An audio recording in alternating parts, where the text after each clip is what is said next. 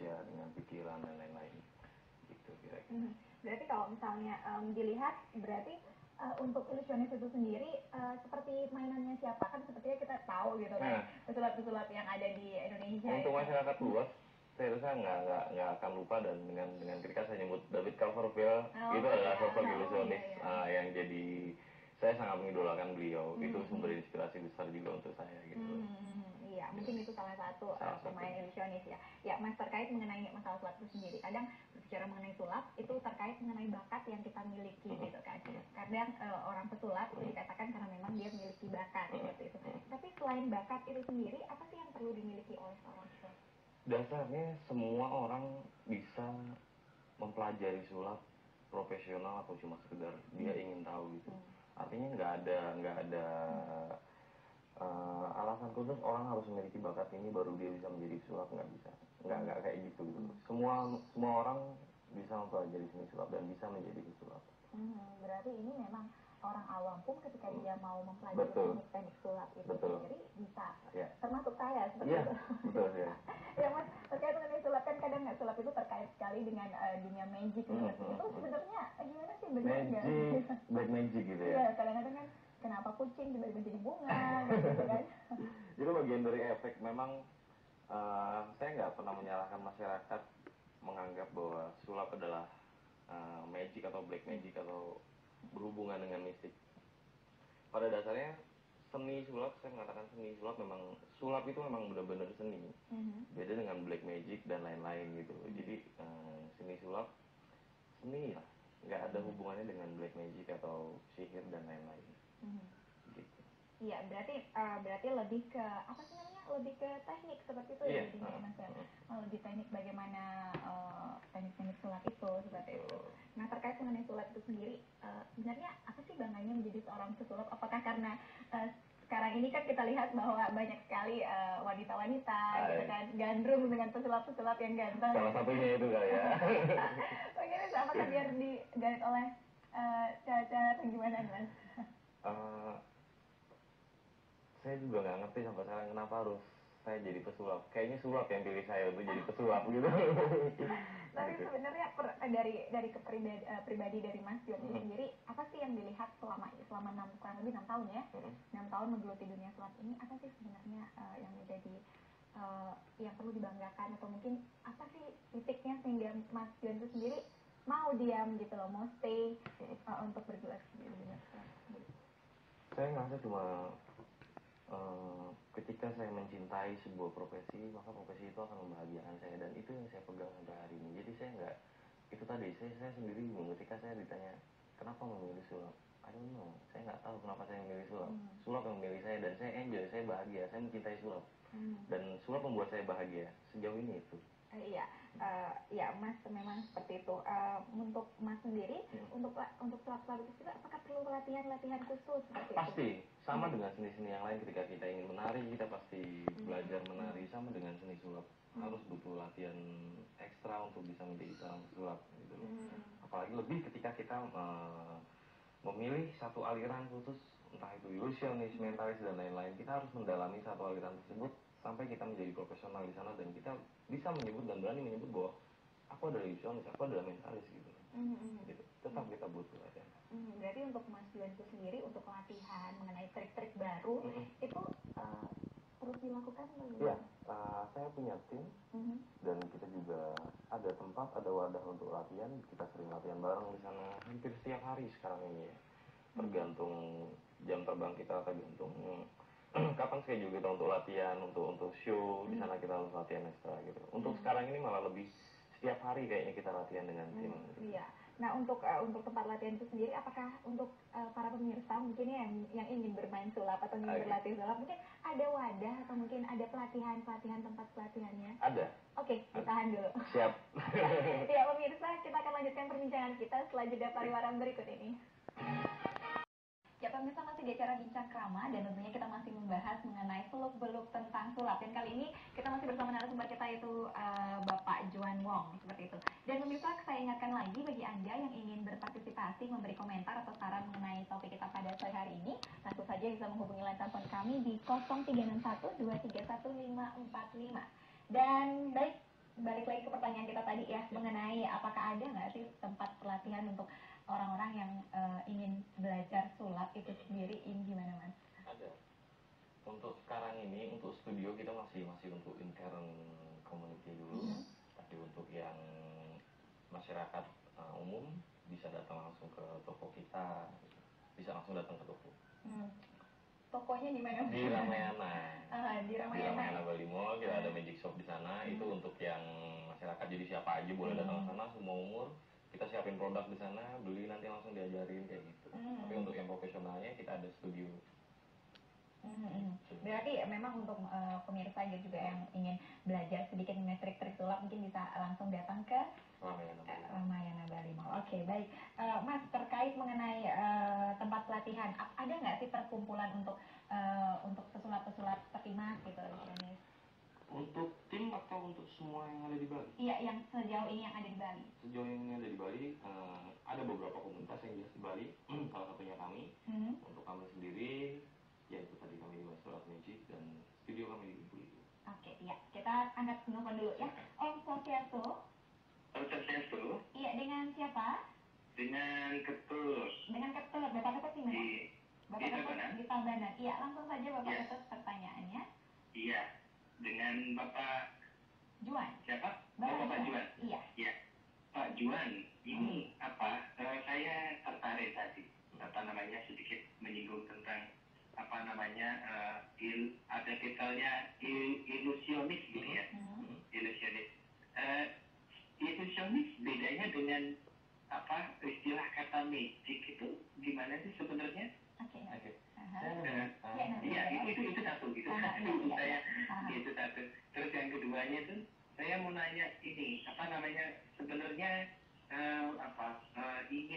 ingin mendalami dunia ilusi itu sebuah pembelajaran seperti apa sebenarnya harus dilalui?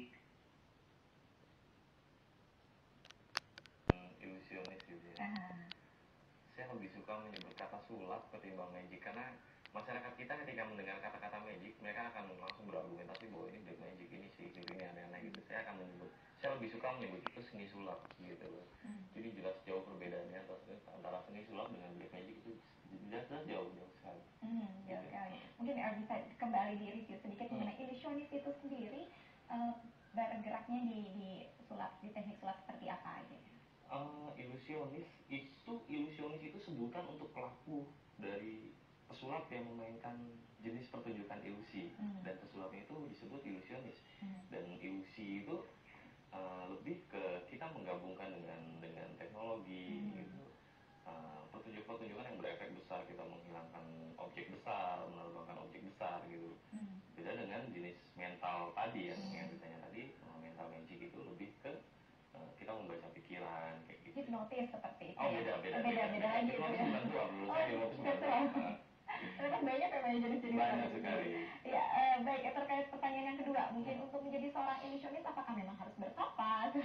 Saya butuh waktu, belum genap 6 tahun sih sebenarnya sekarang ini. Saya butuh waktu yang belum genap 6 tahun, saya sudah sejauh ini dan itu nggak perlu apa Pak. Nggak perlu yang sekali lagi ini seni sulap semua real dan bisa dipelajari selama kita tekun dan mau mempelajarinya itu dan kita cinta, kita pasti bisa dapat. Ya, mungkin sekarang ini pemirsa di rumah juga mungkin penasaran mengenai gimana sih, mungkin bisa diperagakan sedikit untuk teknik sulapnya. Tadi ada pertanyaan mental magic ya. Saya mau sedikit bawain tentang mental magic. Jadi gini Mbak Yuri, semua orang pasti ada Mbak Yuri pasti punya orang-orang dekat sama Mbak Yuri yang Mbak Yuri cintai. Entah itu masih ada di dunia atau dia masih hidup atau entah sudah meninggal. Nah, dia lebih unik. Sekali lagi ini bukan black magic. Tapi ini bagian dari mental magic yang saya maksud tadi, bermain dengan pikiran dan psikologi. Sekarang Mbak Yuri tinggal pikirin, tinggal mengingat nama salah satu entah teman dekat, saudara, keluarga yang sudah tidak ada atau yang sudah ada, terserah gitu. Sudah dipikir? Sudah. Kita main tebak-tebakan deh. Ya. Kita main tebak-tebakan. Saya juga penasaran pemirsa. Sudah dipikirin? Sudah. Jangan bohong loh.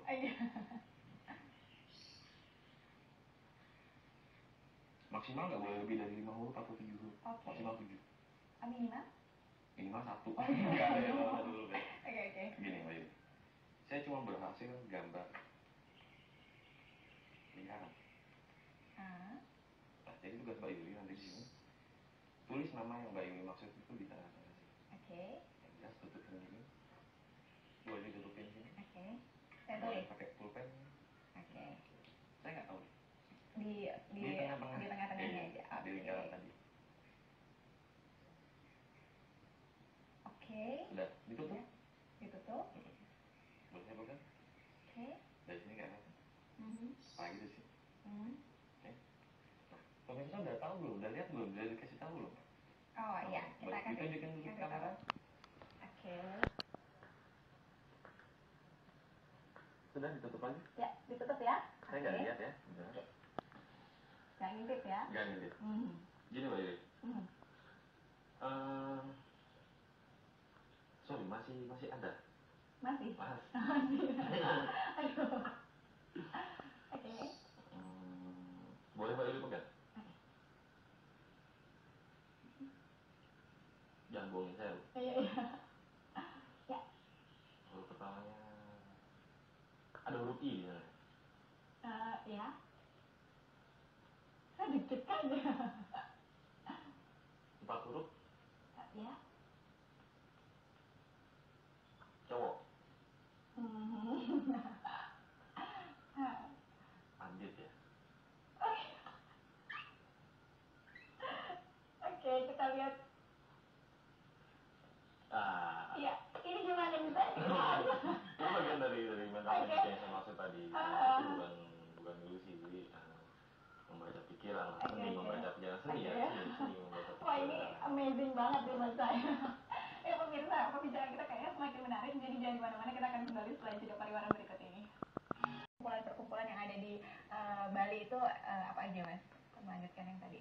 Perkumpulan di Bali, sebenarnya perkumpulan pesulap di Bali perkembangannya saya perhatiin 3 tahun ke belakang ini, 3 tahun yang lalu sampai sekarang ini cukup pesat sekali, cukup pesat dan cukup banyak untuk sekarang ini. Saya senang sekali dengan perkembangan tersebut dan saya harap mudah-mudahan sih harapan saya ke depannya seni sulap di Bali jadi jauh lebih dikenal dan lebih banyak lagi peminat-peminatnya gitu. Berarti sejauh ini perkembangan sulap di Bali itu cukup bagus gitu ya? Bagus. Oke. Ya, untuk kegiatan itu sendiri dalam perkumpulan sulap yang ada di Bali itu biasanya ngapain aja? Kegiatannya apa aja? Untuk perkumpulan kami sendiri ya, tim kami sendiri, tim saya sendiri, selain latihan ya show, jika kita ada kontrak kita show sana sini gitu. Selain latihan kita show, itu aja sih. Untuk dalam waktu dekat ini ada show atau ada pertunjukan di mana aja nih Mas? Sore ini kita ada di Circle K Renon. Itu ada street magic perwakilan dari saya nanti dari tim kami. Dan untuk yang pertunjukan ilusi yang saya maksud tadi, itu nanti ada di tanggal 17. Oke, tanggal 17 itu di mana Mas? Di Hong Kong Garden. Di Hong Kong Garden ya, mungkin buat pemirsa yang ingin melihat pertunjukan dari Mas Juan ya, dan juga teman-teman yang lainnya juga bisa datang ke sana. Nah, Mas terkait mengenai yang tadi Mas katakan bahwa Mas juga merupakan salah satu pendiri dari Art Magic seperti itu ya. Untuk Art Magic itu sendiri kan Mas bermain sebagai seorang ilusionis. Ada nggak art makernya gitu? Apa mungkin magic makernya? Gitu? Magic makernya. Magic makernya saya ada beberapa konsultan untuk di Bali sendiri dan kebetulan juga untuk beberapa properti saya sendiri magic makernya gitu untuk jadi untuk teman-teman yang lain juga dan kebutuhan tim itu sendiri kita ada magic maker beberapa magic maker dan salah satunya saya juga sebagai magic maker di sana. Oke, berarti dalam satu tim yang Mas katakan selama ini kan sering sekali sulap kemana gitu show kemana itu untuk satu tim itu terdiri dari berapa orang dan apakah semua dari tim itu akan tampil gitu Mas? Iya. Untuk yang inti sekarang ini kita ada 5, tapi yang belum intinya ada beberapa lagi. Dan untuk community-nya lagi. Jadi kita ada dibagi-bagi itu sesuai dengan jam terbang masing-masing. Ketika jam terbangnya sudah bagus, yang belum inti kita taikin ke inti, kita masukin ke inti untuk profesional perform di sana. Oke. Nah, Mas terkait mengenai trik gitu ya, pernah nggak Mas ini menciptakan trik sendiri tanpa harus mengcopy atau mengclone dari teknik trik-trik pesulap-pesulap yang sudah terkenal Mas? Ini fenomena ya sebenarnya. ketika banyak magician yang mengatakan bahwa ini trik originality saya gitu, ini trik buatan saya. Saya akan mengklaim saya punya satu konsultan, dia dari lulusan Eropa sana. Dia bilang tidak ada satu trik sulap pun yang diciptakan sekarang ini. Dan saya sampai hari ini ada beberapa modifikasi yang kita buat. Dan sampai saat ini saya enggak dan saya tidak akan mengklaim bahwa itu trik ciptaan kami sendiri. Itu pendahulu kami yang sekarang ini kami dituntut untuk lebih kreatif lagi, memodifikasi sesuai zaman yang pasti ya. Jadi sampai hari ini saya tidak punya trik dan saya tidak akan mengklaim bahwa itu trik saya. Berarti trik yang Mas selama ini pertunjukkan itu memang memang dari pendahulunya dan sebenarnya itu berlaku di semua pesulap di dunia ya. Semua pesulap di dunia berlaku. Sekalipun memang ada beberapa pabrikan atau magic maker yang sekarang ini mereka sedang berpikir gimana lagi apa lagi yang harus kita buat, apa lagi yang harus kita ciptakan. Tidak menciptakan tapi lebih mengembangkan apa yang sudah ada gitu. Karena saya sangat menghormati pendahulu sulap itu sendiri. Untuk saya pribadi, terserah untuk yang lainnya gitu. Berarti trik yang biasanya digunakan oleh beberapa pesulap yang ada kan biasanya diklaim bahwa itu ada trik saya. Berarti itu sah-sah aja. Sah aja. Iya. Ya Mas, terkait mengenai masalah sulap ya, keahlian sulap ini kadang tidak semua orang bisa memang melakukannya secara profesional seperti itu. Untuk Mas pribadi, apa yang bisa Mas lakukan untuk menambah dunia sulap itu sendiri, Mas? Menambah dalam arti? Dalam arti mengembangkan dunia sulap, Selain latihan tadi, kita selalu berusaha mengembangkan sulap ini jangan monoton gitu loh. Sulap ini fleksibel.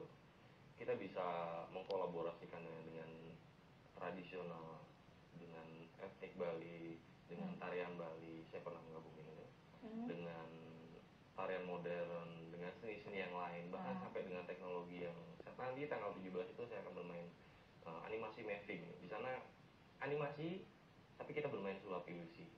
Oke, menarik sekali sepertinya ya. Mungkin bisa dijelaskan sedikit, saya nggak kebayang animasi tapi ada sulap. Gini.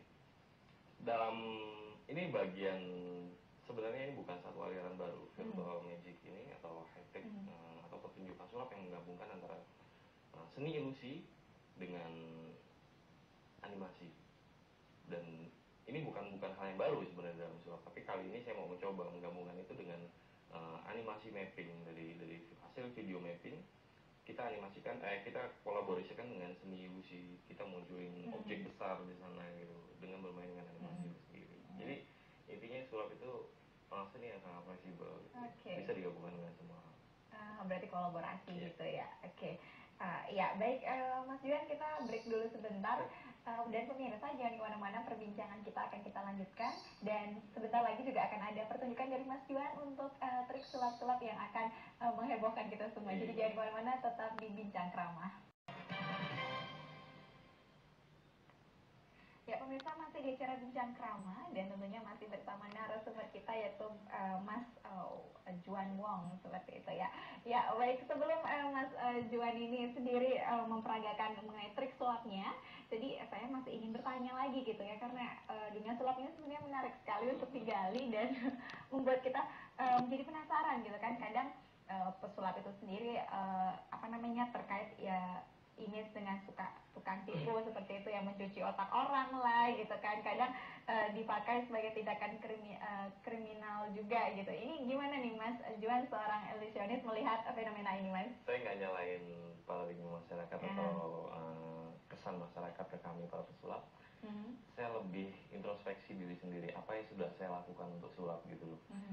Saya punya misi, saya harus memperkenalkan sulap terutama di Bali ini, bahwa sulap adalah seni yang layak untuk dinikmati, bukan tentang membohongi, tentang menipu, bukan. Sekali lagi sulap itu seni yang enak untuk dinikmati, yang bisa Anda nikmati. Jadi silakan menikmati seni sulap itu sendiri. Jadi kebohongan yang ditampilkan juga kebohongan yang sehat gitu ya, yang menghibur gitu ya. Oke, ya mungkin Mas langsung saja, mungkin ada sedikit pertunjukan atau mungkin trik. Nah, Pak Yuri.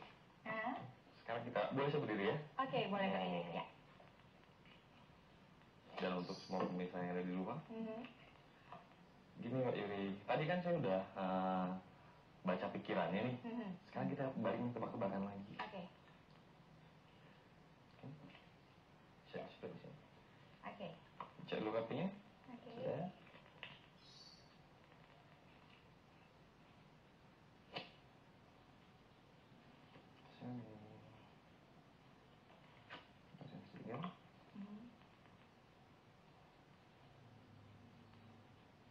Sebentar Mbak Yuri.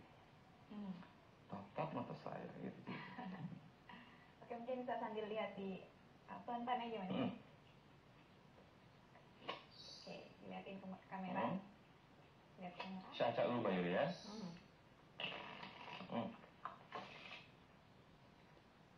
Nah, tugas Mbak Yuri nanti bilang stop di mana aja gitu. Bilang stop gitu, artinya nanti jalan. Bilang stop. Oke. Stop. Oke di sini. Ya. Nah, kasih ambil kartunya dan kasih tahu pemirsa di rumah. Oke. Saya nggak lihat lagi deh. Kita lihat ya. Oke. Ya. Sudah tutup. Sekarang pegang tutup.